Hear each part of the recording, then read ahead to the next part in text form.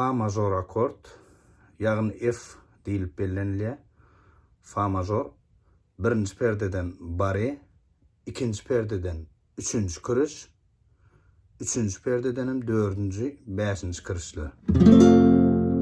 Fa major.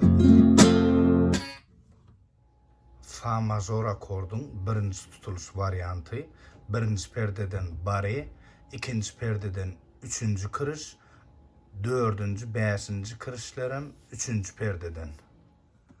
Fa major akordun ikinci tutuluş variantı, 8. perdeden bari, 10. perdedenim ikinci, üçüncü, dördüncü kırışlar.